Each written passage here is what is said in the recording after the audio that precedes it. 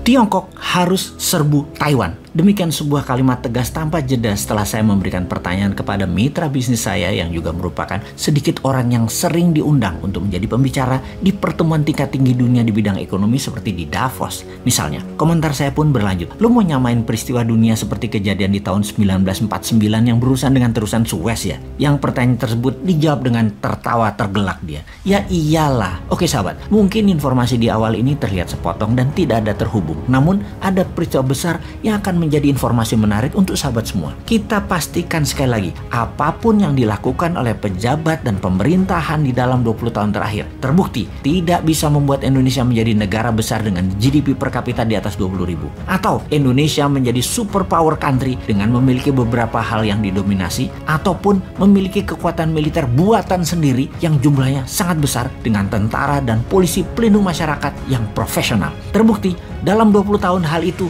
belum terjadi. Kemudian para calon di etalase saat ini yang mau jadi presiden di tahun 2024 akan membuat Indonesia kurang lebih sama dengan pemimpin 20 tahun sebelumnya. Pasti sama, garansi 100%. Kalau mau lain, maka pelajari informasi di awal yang terlihat sepotong yang akan kita lengkapi. Gamal Abdul Nasser, Bapak Negara Mesir, di tahun 1949 melakukan hal yang sangat berani, yaitu melakukan menasionalisasikan terusan Suez. Apa akibatnya? Menasionalisasikan artinya mengambil paksa terusan Suez yang dipegang oleh Inggris waktu itu. Inggris sangat tertampar dan ternyata Inggris tidak bisa berbuat apa-apa. Ternyata efek Perang Dunia Kedua, Inggris bukan hanya melepas kendali dunia ke Amerika, namun Inggris tidak punya taring di banyak wilayah. Nasser, Mesir, mendapat dukungan Amerika untuk mengambil terusan Suez tersebut, alias Amerika lah pemberi go ahead tersebut. Sebuah urat nadi ekonomi yang sangat strategis terusan Suez itu. Sejak saat itu, kita menjadi tahu kekuatan Amerika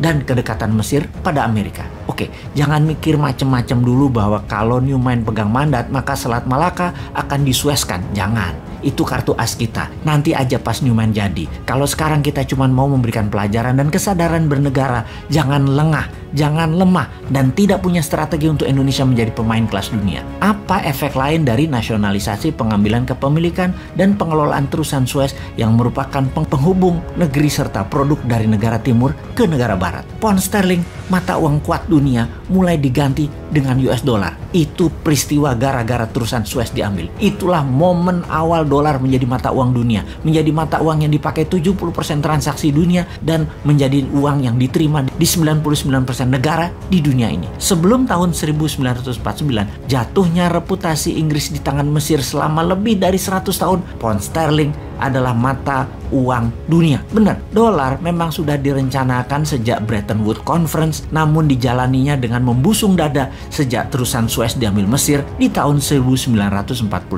Jadi kembali ke informasi awal, jawaban dari mitra bisnis saya yaitu Tiongkok harus menyerbu Taiwan. Itu menjawab pertanyaan sederhana dari si Sontoloyo ini. Bagaimana gold, e-gold jadi alat tukar kelas dunia di luar currency? Selain dari mata uang dunia, gold sebagai alat tukar.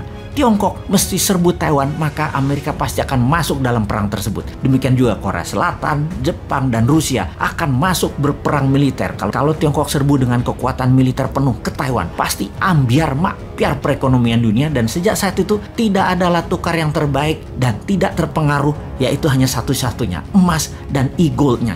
Inilah cita-cita Indonesia menunggu di tikungan. Ibarat peristiwa terusan Suez yang mempermalukan Inggris, maka Tiongkok serang Taiwan adalah momen yang kalau bisa harus terjadi deh. Biar ego si Jinping dan ego Amerika tabrakan di Taiwan, kita akan panen. Panen kalau bernegaranya ala Newman yang penuh dengan strategi dan sarana. Misalnya salah satunya yang sudah siap adalah gold payout system Indonesia.